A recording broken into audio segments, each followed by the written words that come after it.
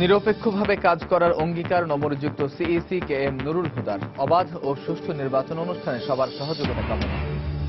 নতুন নির্বাচন কমিশন প্রধানমন্ত্রীর ইচ্ছার প্রতিফলন ঘটেছে। 20 দলীয় জোটের বৈঠক শেষে মির্জা ফখরুল তর্কের খাতিরে বিরোধিতা না করে সহায়তার পরামর্শ আওয়ামী লীগের।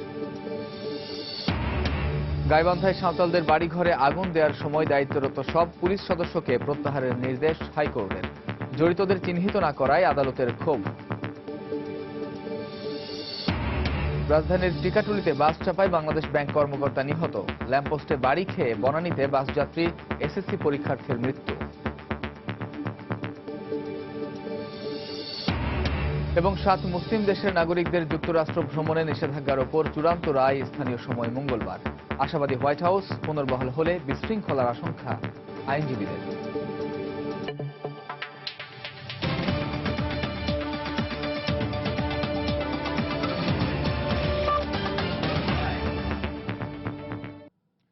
প্রবাসের সময় সঙ্গে আছি আমি কামরুজ্জামান মামুন।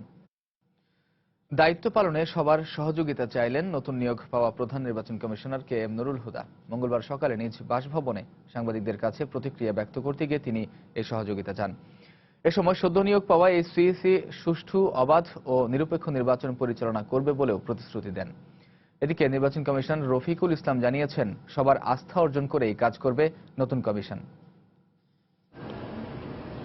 নিয়োগের পর প্রথমবারের মতো সাংবাদিকদের মুখোমুখি প্রধান নির্বাচন কমিশনার বললেন, সকলের সহযোগিতা পেলে সুষ্ঠু নির্বাচন সম্ভব। আর তাই আসছে 5 বছরের জন্য সাংবিধানিক এই দায়িত্ব পালনে সবার সহযোগিতা চাইলেন সদ্য নিয়োগপ্রাপ্ত এই সিইসি।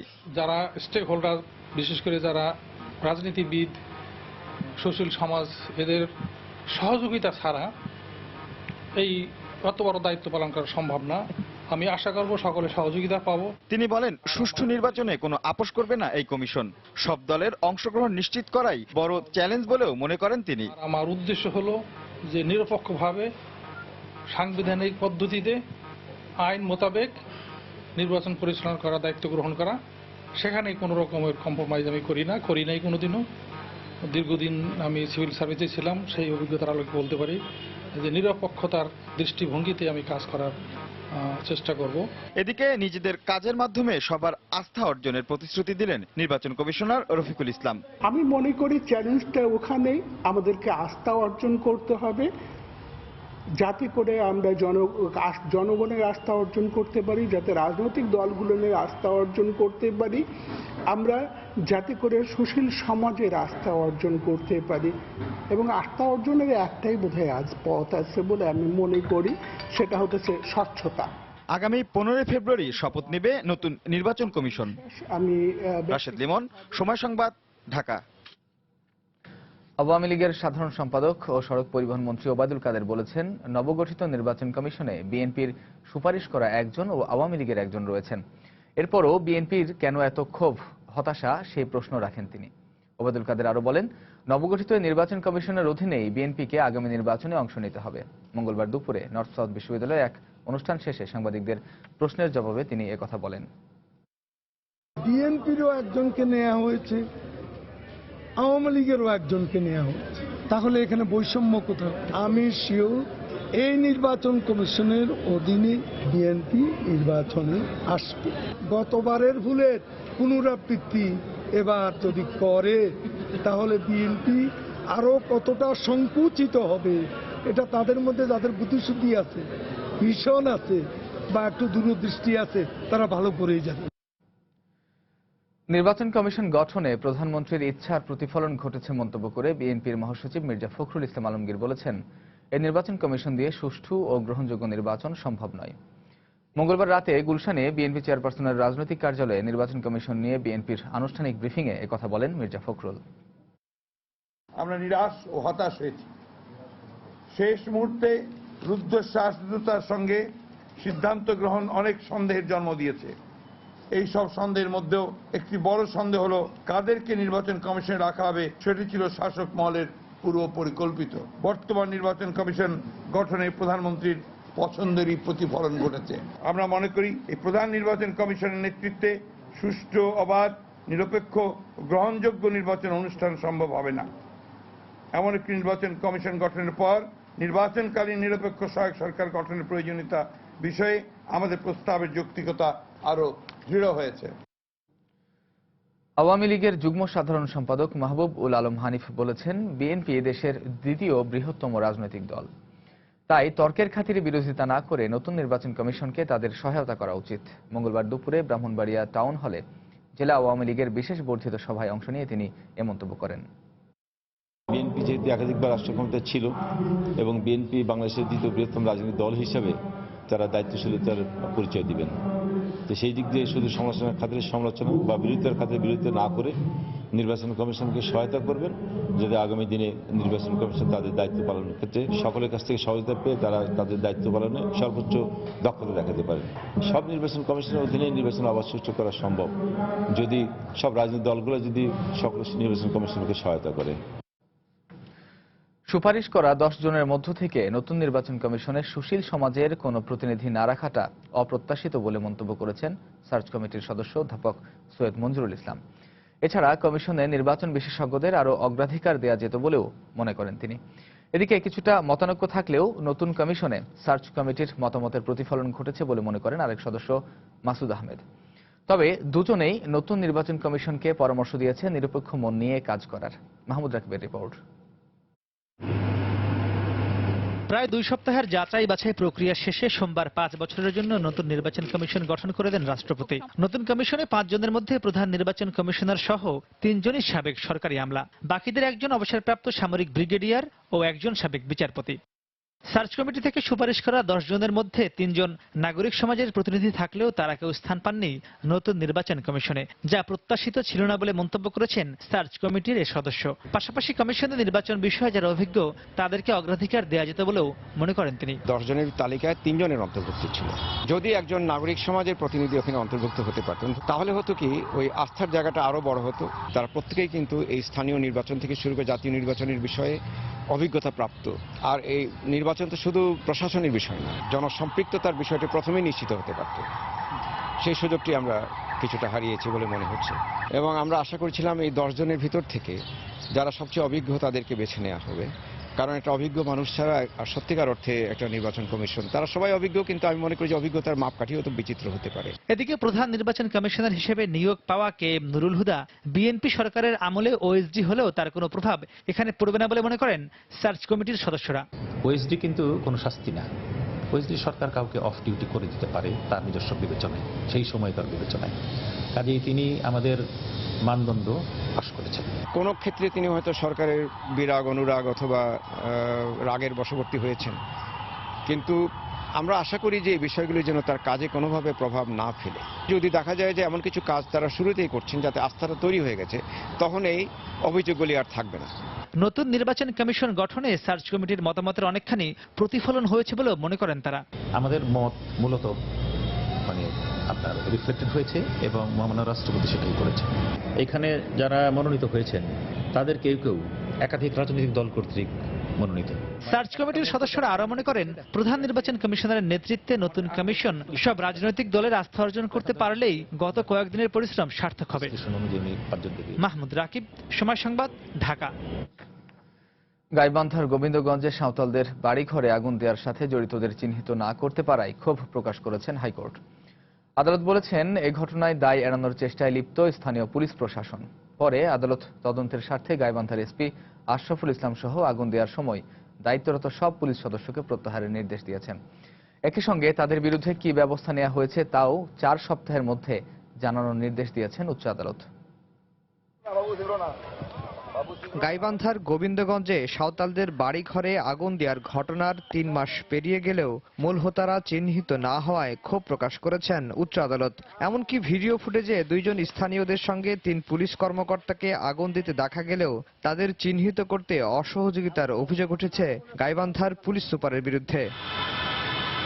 মঙ্গলবার এ সংক্রান্ত বিচারিক রিপোর্ট আদালতে দাখিল করা হলে গাইবান্ধার পুলিশ সুপার দায় এড়াতে চাচ্ছেন বলে মন্তব্য করেন আদালত। প্রত্যাহারের আদেশ দেন এসপি সহ আগুন দেওয়ার সময় দায়িত্বরত সব পুলিশ সদস্যকে। ওই পার্টিকুলার জায়গাটায় কারা দায়িত্বে ছিলেন ওদের নামটা উনি দেন নাই। এই কারণে আদালত বলছেন কি যে যারা ওইখানে ছিলেন ওই দিন সবাইকে প্রত্যাহার করার জন্য বলছেন, যেহেতু ইতিমধ্যে পুলিশের মাধ্যমে একটি উচ্চ পর্যায়ে তদন্ত হচ্ছে, সেই তদন্তের স্বার্থে ওনাদের সবাইকে প্রত্যাহার করতে বলছেন।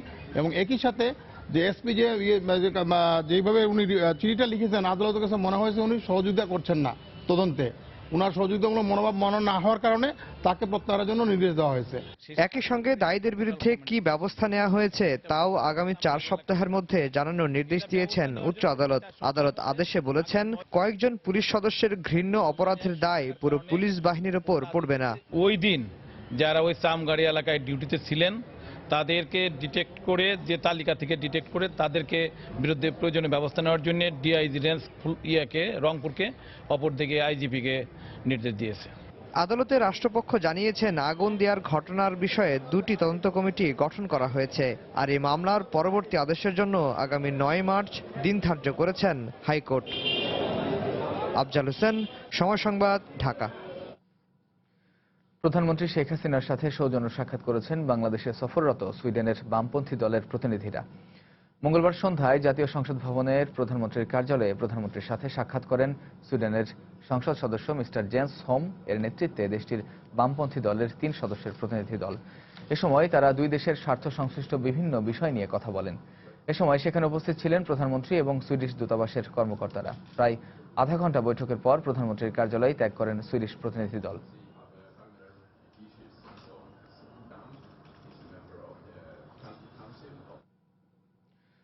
2071 কোটি 80 লাখ টাকার 8টি উন্নয়ন প্রকল্পের অনুমোদন দিয়েছে জাতীয় অর্থনৈতিক পরিষদের নির্বাহী কমিটি একনেক।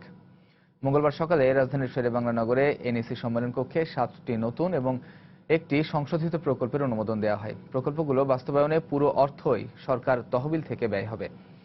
প্রকল্পগুলোর মধ্যে রয়েছে 451 কোটি টাকা ব্যয়ে সিলেট ওসমানী বিমানবন্দরের আধুনিকায়ন, 395 কোটি টাকা ব্যয়ে গোপালগঞ্জের আঞ্চলিক সড়ক উন্নয়ন, 320 কোটি টাকা ব্যয়ে চট্টগ্রাম প্রকৌশল ও প্রযুক্তি বিশ্ববিদ্যালয় উন্নয়ন, 275 কোটি টাকা ব্যয়ে গাইবান্ধার যমুনা নদীর ভাঙন রোধ এবং 265 কোটি টাকা ব্যয়ে Sheikh Kamal IT training centre স্থাপন প্রকল্প।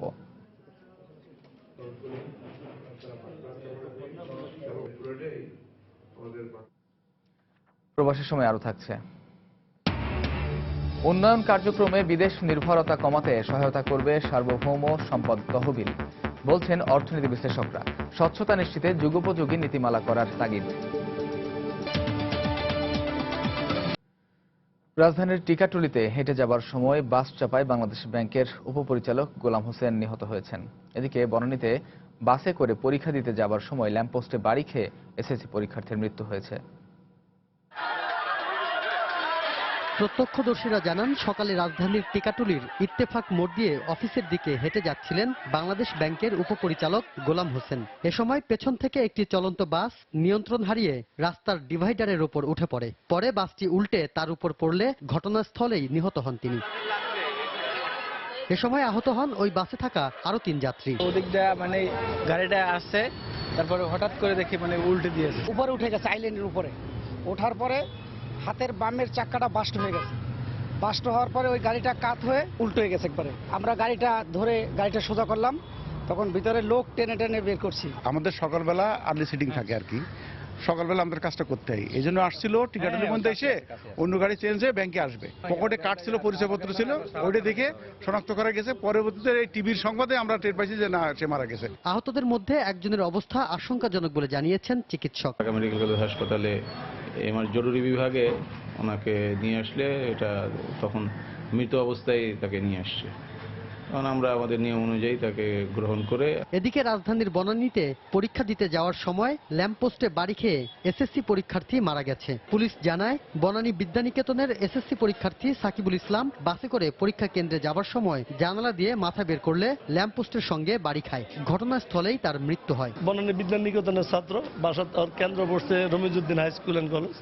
বাসা থেকে যাচ্ছিল আর বাসে এই অবস্থা। গাড়ির জানলা দিয়ে সে মাথা বের করছে, বের করার পরে সে ল্যাম্পপোস্টের সঙ্গে মাথা রেখে বাড়ি খেয়েছে। এরপরে গাড়িতে করে আমি নিয়ে আসলাম, নিয়ে আসার পরে ডাক্তার এখানে মৃত্যু ঘোষণা করল। শাফিন জাহিদ, সময় সংবাদ, ঢাকা। সিলেটের লালখাল নদীতে গোসল করতে নেমে 2 মেডিকেল শিক্ষার্থী মারা গেছেন। মঙ্গলবার সন্ধ্যায় লালখাল পর্যটন স্পটে দুর্ঘটনা ঘটে। পুলিশ ও এলাকাবাসী জানায়, লালখাল পর্যটন স্পটে বেড়াতে যান কিশোরগঞ্জের জহুরুল ইসলাম মেডিকেল কলেজের 5 শিক্ষার্থী। বিকেলে নদীতে গোসল করতে নামেন তারা। এ সময় সাঁতার না জানায় পানিতে ডুবে যান হাসান মোহাম্মদ সাইদ ও ইসহাক ইব্রাহিম নামে দুই শিক্ষার্থী। বাকিদের চিৎকারে স্থানীয়রা মৃত অবস্থায় তাদের দুজনকে উদ্ধার করে।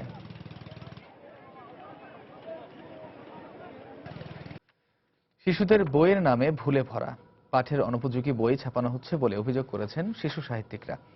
তারা বলছেন কিছু কিছু প্রকাশকের বাণিজ্যিক মানসিকতার কারণেই এই পরিস্থিতি। এদিকে চকচকে মলাট সর্বস্ব বইয়ের পরিবর্তে শিশুদের উপযোগী মানসম্পন্ন বই প্রকাশের অনুরোধ অভিভাবকদের। মুজাহিদ শুভর রিপোর্ট। আলোর মেলায় মুখর শিশু কিশোররা। সোহরাওয়ার্দী উদ্যানের শিশু কর্নারে অভিভাবকরা সাথে নিয়ে এসেছেন তাদের সন্তানদের। লক্ষ্য একটাই, শিশু কিশোরদের মনোরাজ্যের ক্ষুধা মিটুক নানান ধরনের বইয়ের গন্ধে। তবে ছড়া কবিতার নতুন বই আসতে শুরু করলেও তা সংখ্যায় খুবই কম। মেলায় আসা অধিকাংশ শিশুর আগ্রহ কল্পকাহিনীর দিকে। বিজ্ঞান টাইপ বই, তারপর সুকুমার রায়, রবীন্দ্রনাথ ঠাকুর এনাদের লেখাগুলো পড়তে বেশি ভালো লাগে। বিভূতিভূষণ বন্দ্যোপাধ্যায়, আহসান হাবিব, হুমায়ুন আহমেদ, এদের ভূতের গল্প, অ্যাডভেঞ্চার টাইপের গল্প, সায়েন্স ফিকশন, এ ধরনের বই পড়তে আমার খুবই ভালো লাগে। বইমেলায় বই দেখতে এসেছি, কিনতে এসেছি। বইয়ে নানা ধরনের ভুল ও শিশু কিশোরদের অনুপযোগী বিষয় থাকায় খুব দেখে শুনে বই কিনতে হয় বলে অভিযোগ অভিভাবকদের। শিশুদের জন্য আসলে আমাদের মানসম্মত বই দরকার, যেগুলো থেকে শিশুরা অ্যাটলিস্ট কোনো জ্ঞান অর্জন করতে পারবে, যেটা ওরা পাঠ্যপুস্তক বইয়ে পাচ্ছে না। এখন যেগুলো হচ্ছে সেগুলোর শিল্পের মান বা সাহিত্যের মান খুব নিম্ন, হয়তো খুব চটকদার হচ্ছে, ওদেরকে আকর্ষণ করছে, বাট ওগুলো যে খুব একটা মেধা বিকাশের ক্ষেত্রে ভূমিকা রাখছে সেটা আমি মনে করছি না। তবে শিশু সাহিত্য লেখার ক্ষেত্রে আরো সতর্ক হবার পরামর্শ সাহিত্যিকদের। বাণিজ্যিক মানসিকতা বাদ দিয়ে মানুষ হয়ে ওঠার উপাদান সম্পন্ন বই লেখার আহ্বান তাদের। শিশুদের জন্য যে কি একটা অপূর্ব রূপকথার জগৎ, এই জগতে তাকে নিয়ে যেতে হবে, কিন্তু তাকে সাহসী করতে হবে, তাকে মাটি চেনাতে হবে, দেশ চেনাতে হবে। উল্লেখযোগ্য সংখ্যক শিশু সাহিত্যের বই যে বেরোয়, বেশিরভাগই হচ্ছে শিশু সাহিত্যের নামে আবর্জনা। অসংখ্য ভুলে ভরা বই প্রকাশ করছে প্রকাশকরা, এরা এক ধরনের বেনিয়া প্রকাশক। ছড়া লেখকদের মতে বইমেলা আসলে বর্ণমালার উৎসব, যে বর্ণমালায় মিশে থাকে আমাদের শৈশব, আমাদের কৈশোর। আগামীর বাংলাদেশ গড়তে অন্তঃসারশূন্য সুন্দর চকচকে মলাটের পরিবর্তে শিশুদের উপযোগী মানসম্পন্ন বই বেশি বেশি ছাপার পরামর্শ অভিভাবকদের। মুজাহিদ শুভ, সময় সংবাদ, ঢাকা। প্রবাসী সময় আরো থাকছে। দেশের বাইরে বাংলাদেশের খেলার প্রশংসা করলেন ভারতের কোচ অনিল কুম্বলে। প্রতিপক্ষ হিসেবে সমীহ করছেন টাইগারদের।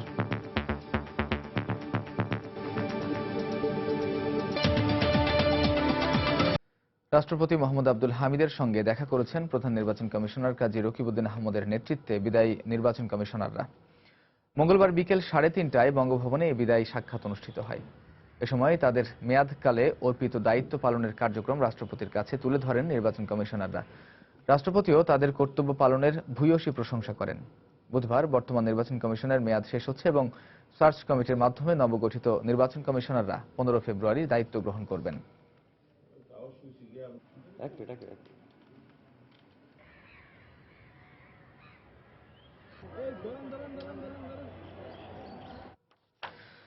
নতুন নিয়োগ পাওয়া নির্বাচন কমিশনারদের প্রতি আস্থা আছে জানিয়ে তাদের জন্য শুভকামনা জানালেন প্রধান নির্বাচন কমিশনার কাজী রকিবউদ্দিন আহমদ। বিদায়ী কমিশনার হিসেবে মঙ্গলবার সকাল 11টার দিকে সাভারের জাতীয় স্মৃতিসৌধে শহীদদের প্রতি ফুল দিয়ে শ্রদ্ধা জানান তিনি। এ সময় সিইসির সঙ্গে অন্য কমিশনাররাও উপস্থিত ছিলেন। শ্রদ্ধা নিবেদন শেষে স্মারক বইয়ে সই করেন প্রধান নির্বাচন কমিশনার।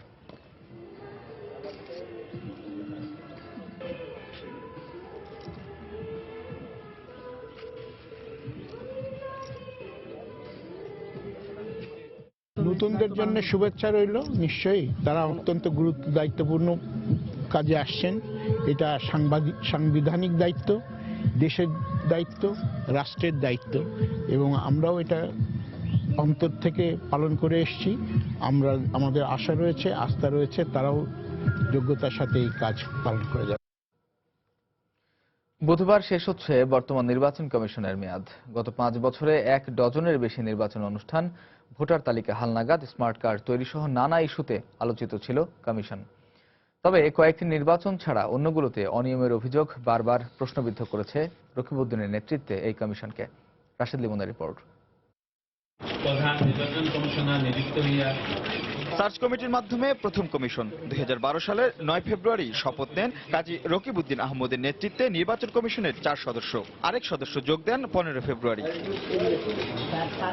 দায়িত্ব নেওয়ার বছরই রংপুর সিটি নির্বাচন নিয়ে সমালোচনার মুখে পড়ে নির্বাচন কমিশন। পরের বছর রাজশাহী, খুলনা, সিলেট ও বরিশাল এই 4 সিটি কর্পোরেশন, আর কিছুদিন পর গাজীপুর সিটি নির্বাচন সুষ্ঠু হয় ভাবমূর্তি উজ্জ্বল হয় রকিবউদ্দিন কমিশনের। জাতীয় নির্বাচনের আগে প্রার্থিতা বাতিল সংক্রান্ত 91 ই ধারা বাতিলের সিদ্ধান্ত নিয়ে প্রশ্নের মুখে পড়েন তারা। পরে সরে আসেন সেই সিদ্ধান্ত থেকে সকল রাজনৈতিক দল। তবে 2014 সালের 5 জানুয়ারি 10ম জাতীয় সংসদ নির্বাচন নিয়েও অস্বস্তিতে পড়ে নির্বাচন কমিশন। জাতীয় নির্বাচনে অংশ না নিলেও উপজেলা নির্বাচনে আসে বিএনপি। 6 ধাপের প্রথম 2 ধাপ নিয়ে কথা না হলেও প্রশ্ন ওঠে পরের ধাপগুলো নিয়ে। 2015 সালে প্রথমবারের মতো দ্বিখণ্ডিত ঢাকা আর চট্টগ্রাম সিটি কর্পোরেশন নিয়েও ওঠে নানা অভিযোগ। নির্বাচন বয়কট করে বিএনপি সমর্থিত প্রার্থীরা। 2016 সালে ইউনিয়ন পরিষদ নির্বাচনে অভিযোগের কমতি ছিল না। 6 ধাপে 4000-এরও বেশি ইউপিতে এই নির্বাচনে প্রাণ হারায় শতাধিক। আবার একক প্রার্থী ছিল প্রায় 220টি ইউনিয়নে। 2016 সালের মার্চে আদালত অবমাননার দায়ে প্রথমবারের মতো কোনো কমিশনকে আদালতে গিয়ে হাজির হয়ে নিঃশর্ত ক্ষমা চাইতে হয়। তবে সাফল্যের তালিকায় ছিল স্মার্ট কার্ড। 2 অক্টোবর 2016 প্রধানমন্ত্রীর উদ্বোধনের পরের দিন বিলুপ্ত ছিটমহলে স্মার্ট কার্ডের আনুষ্ঠানিক বিতরণ শুরু করেন সিইসি। 31 অক্টোবর প্রথমবারের মতো ভোট দেয় 22টি ছিটমহলের বাসিন্দারা। বিদায়ের আগে নারায়ণগঞ্জ সিটি নির্বাচন সুষ্ঠু হওয়ায় কিছুটা আশা জাগালেও কদিন পরেই জেলা পরিষদ নির্বাচনে আবারও বিতর্কের মুখে পড়ে নির্বাচন কমিশন। রাশেদ লিমন, সময় সংবাদ, ঢাকা। বাংলাদেশ মধ্যম আয়ের দেশে পরিণত হওয়ার পর ইউরোপের বাজারে জিএসপি প্লাস সুবিধা পেতে এখন থেকেই কাজ করা হচ্ছে বলে জানিয়েছেন বাণিজ্যমন্ত্রী তোফায়েল আহমেদ। সকালে রাজধানীর একটি হোটেলে এক সেমিনারে কথা বলেন মন্ত্রী। এ সময় ইউরোপিয়ান ইউনিয়নের বাংলাদেশ প্রতিনিধি পিয়েরে মায়াদু বলেন, বাংলাদেশকে জিএসপি সুবিধা দেওয়ায় ইউরোপের নাগরিকরাও লাভবান হচ্ছেন। বাংলাদেশকে জিএসপি সুবিধা দেওয়ায় শুধু যে বাংলাদেশ লাভবান হচ্ছে তা নয়, ইউভুক্ত দেশের নাগরিকরাও লাভবান হচ্ছেন। কারণ বাংলাদেশ ইউরোপের বাজারে সাশ্রয়ী মূল্যে পোশাক সহ দরকারি পণ্য সরবরাহ করে থাকে।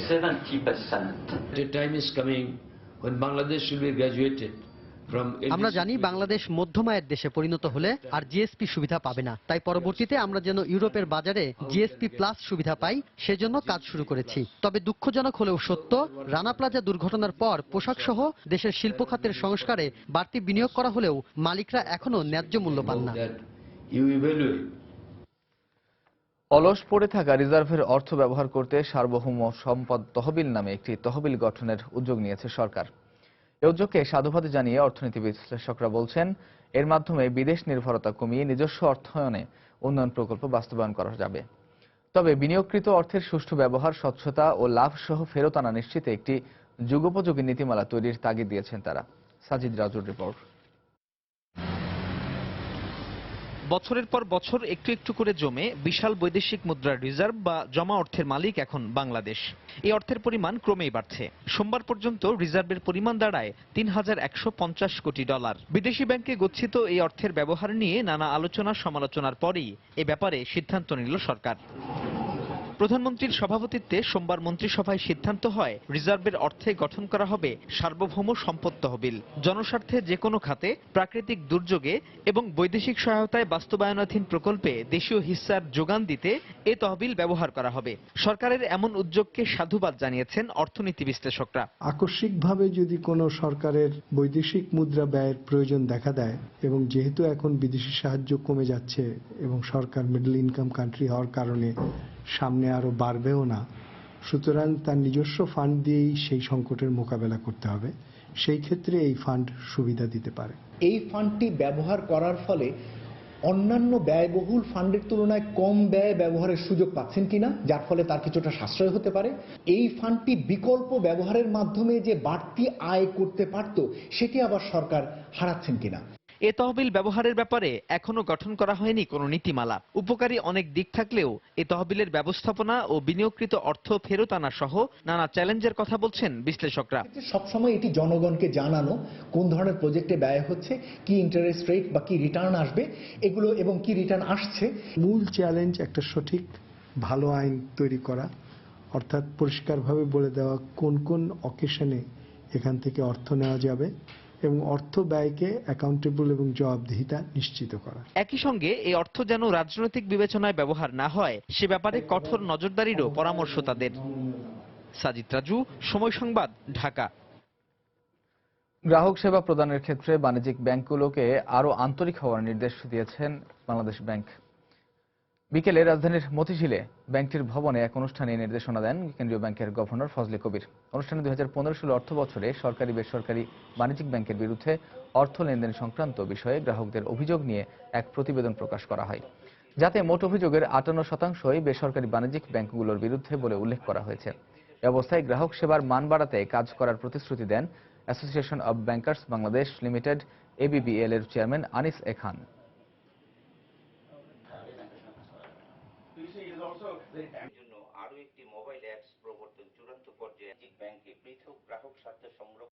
আমাদের অ্যাটিটিউড হচ্ছে zero tolerance to corruption, zero tolerance to fraud. কেউ ফ্রড করেছে, he has to go, he just has to go. I been sad about it, family suffer করবে, কিন্তু চুরির কোনো অবকাশ ব্যাংকিং সেক্টরে নেই। একটি ব্যাংকের কমপ্লেইন ডেস্ক, কমপ্লেইনের ব্যবস্থা থাকতে হবে এবং সেই কমপ্লেইন ডেস্ক পর্যন্ত এটা কাজটা শেষ নয়। এই কমপ্লেইন ডেস্ক থেকে এটা প্রতি সপ্তাহে বা প্রতি 3 দিন পর এটাকে নিতে হবে, এটাকে ওপেন করতে হবে এবং প্রতিটি কমপ্লেইন দেখে সমাধান করতে হবে, নিষ্পত্তি করতে হবে পজিটিভলি। প্রবাসের খবর। মধ্যপ্রাচ্যের দেশগুলোতে ভালো চাকরির প্রলোভনে মানব পাচারকারীদের খপ্পরে পড়ে নেপালে 38 বাংলাদেশি গ্রেফতার হয়েছেন। এর মধ্যে 2 জনের বৈধ কাগজপত্র থাকায় তাদের ছেড়ে দেওয়া হয়। অন্যদের কাঠমান্ডুর ডিপার্টমেন্ট অব ইমিগ্রেশনের কর্মকর্তাদের কাছে হস্তান্তর করেছে পুলিশ। বিবিসি জানায়, মানব পাচারের শিকার অন্তত 38 বাংলাদেশকে গ্রেফতার করেছে নেপালের পুলিশ। ভালো চাকরির আশায় মানব পাচারকারীদের সহযোগিতায় মধ্যপ্রাচ্যের দেশগুলোতে যেতে চেয়েছিলেন তারা। তাদের বেশিরভাগের কাছে ভ্রমণ বা কাজের বৈধ কাগজপত্র ছিল না। গ্রেফতারকৃতরা নেপালে অবৈধভাবে বাস করছিলেন বলে জানানো হয়।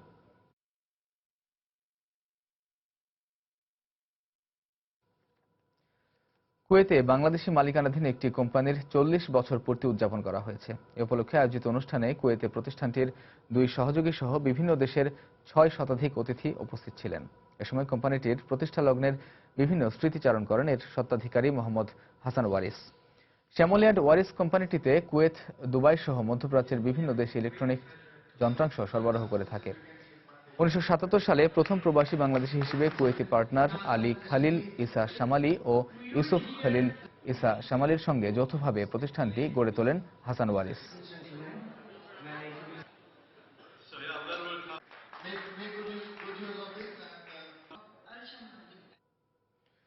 বস্তুনিষ্ঠ ও নিরপেক্ষ সংবাদ প্রচারের অঙ্গীকার নিয়ে ফ্রান্সে যাত্রা শুরু করল অনলাইন পত্রিকা আমাদের কথা। এ উপলক্ষে সোমবার প্যারিসের একটি অভিজাত হোটেলে এক অনাড়ম্বর অনুষ্ঠানের আয়োজন করা হয়। অনুষ্ঠানের প্রধান অতিথি হিসেবে বক্তব্য রাখেন ফ্রান্সে নিযুক্ত বাংলাদেশ দূতাবাসের হেড অব কাউন্সিলর হযরত আলী খান। উপস্থিত অতিথিরা বলেন, আমাদের কথাই সকল মানুষের বক্তব্য উঠে আসবে বলে প্রত্যাশা তাদের। আমাদের কথা অনলাইন পত্রিকার সম্পাদক ও প্রকাশক উভয়ই নারী। প্রকাশক ফাতেমা খাতুন এ সময় অঙ্গীকার করেন, অবহেলিত নারী সমাজকে প্রাধান্য দিয়ে কাজ করবে পত্রিকাটি।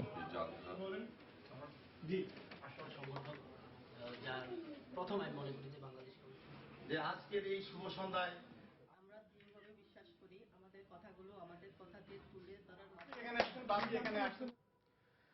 সৌদি আরবের বিভিন্ন প্রদেশে থাকা প্রবাসী বাংলাদেশিদের নানা সমস্যা সমাধানের লক্ষ্যে যাত্রা শুরু করেছে সামাজিক সংগঠন interrogative friendship association of Bangladesh বা আইফাব। বাংলাদেশি তরুণদের সমন্বয়ে মঙ্গলবার সংগঠনটির আনুষ্ঠানিক আত্মপ্রকাশ ঘটে। উদ্বোধনী দিনে এই সংগঠনটির পরিচালনা পর্ষদ গঠন করা হয়। এ উপলক্ষে আয়োজিত অনুষ্ঠানে সভাপতিত্ব করেন পরিচালনা পর্ষদের চেয়ারম্যান মুস্তাফিজুর রহমান শিবলু। সংগঠনটি সৌদি আরবের প্রত্যন্ত অঞ্চলে থাকা সুবিধাবঞ্চিত প্রবাসীদের কর্মসংস্থান, চিকিৎসা সেবা, আর্থিক অনুদান দেয়া সহ নানা সামাজিক কর্মকাণ্ড পালন করবে বলে জানানো হয়।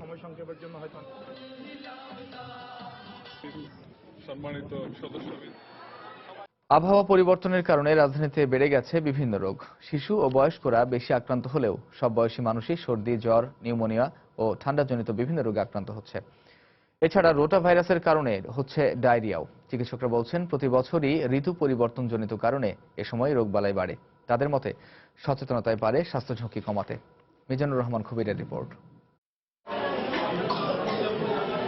ঢাকা শিশু হাসপাতালে বহির্বিভাগে এক সপ্তাহের ব্যবধানে রোগীর সংখ্যা বেড়ে হয়েছে দ্বিগুণেরও বেশি।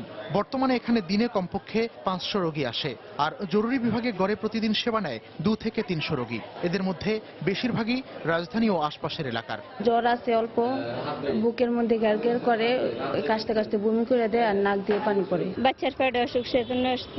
ঠান্ডায় বুক কফ জমে গেছে গিয়া, এই জন্য বাচ্চার অসুস্থ। চিকিৎসকরা বলছেন, রাতের দিকে শীতল ও দিনের বেলা গরম আবহাওয়া থাকায় শিশু ও বয়স্কদের পরিবেশের সাথে খাপ খাওয়াতে সমস্যা হয়, তাই এদের মধ্যে আক্রান্তের হারও বেশি।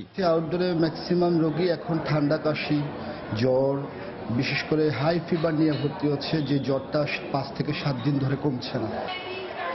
ঋতু পরিবর্তনের এই প্রভাব পড়েছে সব বয়সী মানুষের শরীরেই। আইসিডিডিআরবি সহ অন্যান্য হাসপাতালে ডায়রিয়া আক্রান্ত রোগীও বেড়েছে গত 2-3 সপ্তাহে।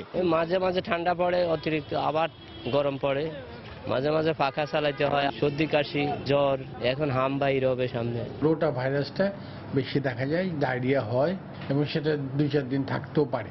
গড়ে যে আমরা 250-300 রোগী পাই, তার থেকে কিছু বেড়ে 350-400 এরকম হয়। চিকিৎসকরা জানান, চলতি মাসের 3য় সপ্তাহ পর্যন্ত মৌসুমী সংক্রামক রোগের ঝুঁকি রয়েছে। ইনফেকশাস ডিজিজের একটা প্রাদুর্ভাব দেখা দিচ্ছে, পেটে পীড়াও হচ্ছে, যেটাকে গ্যাস্ট্রোএন্টেরাইটিস বলা হয়। বয়স্ক মানুষের একটু পানি কম খায়, সেই কারণে তাদের প্রস্রাবের ইনফেকশনও দ্রুত বেড়ে যাচ্ছে। সময় মতো চিকিৎসকের কাছে যাওয়া, বিশুদ্ধ পানি পান, খাবার গ্রহণে সচেতন হওয়া এবং শিশু ও বয়স্কদের প্রতি বাড়তি যত্নের পরামর্শ দিয়েছেন বিশেষজ্ঞরা। মিজানুর রহমান খবির, সময় সংবাদ, ঢাকা। দেশের বাইরের খবর। 7টি মুসলিম প্রধান দেশের নাগরিকদের যুক্তরাষ্ট্র ভ্রমণে নিষেধাজ্ঞার বিষয়ে স্থানীয় সময় মঙ্গলবার চূড়ান্ত রায় দেবেন আদালত।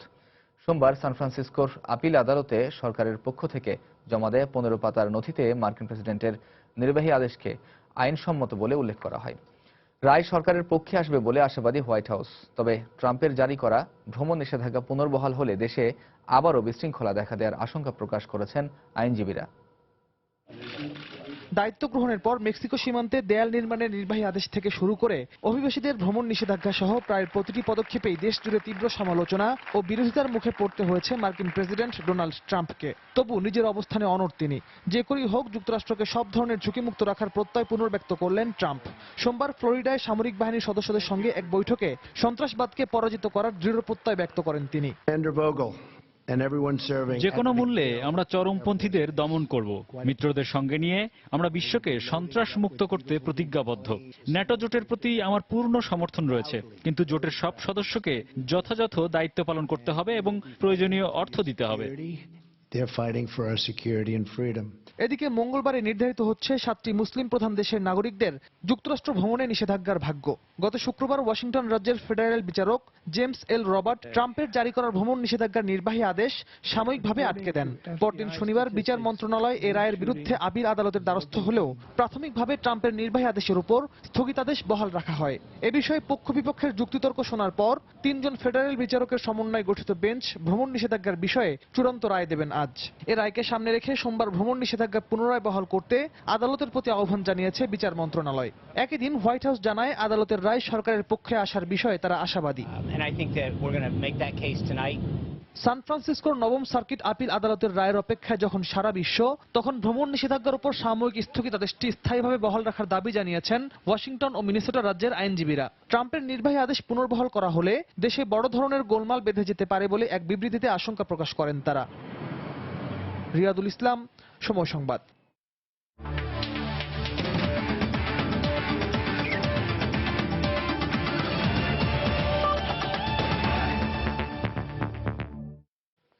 ভারত এ দলের বিপক্ষে প্রস্তুতি ম্যাচে নিজেদের মেলে ধরতে পারেনি বাংলাদেশ দলের ব্যাটসম্যান ও বোলাররা। তবুও নিউজিল্যান্ড সফরের অভিজ্ঞতাকে কাজে লাগিয়ে ভালো করতে চায় টাইগাররা, এমনটাই প্রত্যাশা অলরাউন্ডার মেহেদী হাসান মিরাজের। এদিকে বাংলাদেশের সাম্প্রতিক পারফরমেন্সে মুগ্ধ ভারত জাতীয় দলের কোচ অনিল কুম্বলে। দেশের বাইরে টাইগারদের খেলার অনেক উন্নতি হয়েছে বলেই বাংলাদেশকে হালকাভাবে নেয়ার কোনো সুযোগ নেই বলেও জানান ভারতের কোচ। তবে প্রতিপক্ষ নিয়ে বেশি না ভেবে নিজেদের খেলায় মনোযোগ দিতে চায় টিম ইন্ডিয়া। আজ হায়দ্রাবাদে এক আনুষ্ঠানিক সংবাদ সম্মেলনে এই কথা বলেন অনিল কুম্বলে। হায়দ্রাবাদ থেকে SM সালাউদ্দিনের ক্যামেরায় আরো জানাচ্ছেন নিয়ামতুল্লাহ বাবু। মাত্র দুদিনের প্রস্তুতি ম্যাচ, তাও ভারত এ দলের বিপক্ষে। কিন্তু সেই ম্যাচে বাংলাদেশের ব্যাটসম্যান ও বোলারদের পারফরমেন্স বাজেভাবে ফুটে উঠেছিল জিমখানা গ্রাউন্ডে। তবে ম্যাচের পরদিন কোনো অনুশীলন না করে কেনাকাটাতেই ব্যস্ত ছিলেন টাইগাররা। পুরো দিন হোটেলে একে একে ফিরে আসা ক্রিকেটারদের সবার চেহারাতেই ছিল ব্যর্থতাকে ভুলে নতুন করে এগিয়ে যাওয়ার ছবি। তাই সাম্প্রতিক সময়ের অর্জিত অভিজ্ঞতাকে কাজে লাগিয়ে ভারতের মাটিতে বহুল প্রতীক্ষিত এই ম্যাচে ভালো কিছু করে দেখাতে চায় টাইগাররা, এমন প্রত্যাশা ছিল মিরাজের কণ্ঠে। অবভিয়াসলি এখানে স্পিনাররা হেল্প পাবে, বাট তারপরও ইন্ডিয়ান ব্যাটসম্যান ওরা অনেক ভালো ব্যাটসম্যান। আসলে আমাদের জন্য বড় চ্যালেঞ্জ হয়ে যাবে। আমরা যদি নিজেদেরকে ওইভাবে মেন্টালিটি তৈরি করেছি এবং ইনশাল্লাহ আমরা ওইভাবেই মাঠে নামবো যে ভারতের সাথে আমরা চেষ্টা করব আমাদের নিজেদের সর্বোচ্চটা দিয়ে ভালো কিছু করার জন্য। তো ওরা সবসময় রান করার জন্য খেলে, সো আমাদেরও এরকম টার্গেট থাকবে যে ওদের কিভাবে আমরা মানে আটকানো যায়, রানগুলো আটকানো যায় এবং কিভাবে নিজের সর্বোচ্চটা দেওয়া যায়। সো এটাই ইনশাল্লাহ প্র্যাকটিস ম্যাচটা আমাদের জন্য অনেক ইম্পর্টেন্ট ছিল। এদিকে প্রতিপক্ষ বাংলাদেশকে সমীহের চোখেই দেখছেন ভারতীয় দলের কোচ অনিল কুম্বলে, যার কারণ সাম্প্রতিক নিউজিল্যান্ড সফরে টাইগার দলের অলরাউন্ডারদের পারফরমেন্স। তাই একমাত্র টেস্ট ম্যাচের আগে শিষ্যদের বাড়তি সতর্ক থাকার পরামর্শ দেন তিনি। দেশের বাইরেও বাংলাদেশের খেলার অনেক উন্নতি হয়েছে। নিউজিল্যান্ডের বিপক্ষে তারা হয়তো কোনো জয় পায়নি, কিন্তু তাদের পারফরমেন্সে আমি মুগ্ধ। তাই বাংলাদেশকে হালকাভাবে নেয়ার কোনো সুযোগ নেই। তাদের দলের অধিকাংশ ক্রিকেটারই অভিজ্ঞ, বেশ কজন ভালো অলরাউন্ডারও আছে। তবে আমরা নিজেদের খেলার দিকে বেশি মনোযোগ দিতে চাই। অন্য দলগুলোকে যেভাবে দেখি, বাংলাদেশও তার ব্যতিক্রম নয়। আশা করছি উপভোগ্য একটি লড়াই দেখব আমরা। বাংলাদেশ টাইগারদের বিশ্রামের দিনে টিম ইন্ডিয়ার এমন কঠোর অনুশীলনী বলে দেয় র্যাঙ্কিং এ নিচের সারিতে থাকা মুশফিকদের কোনো প্রকার ছাড় দিতে চায় না কোহলি বাহিনী।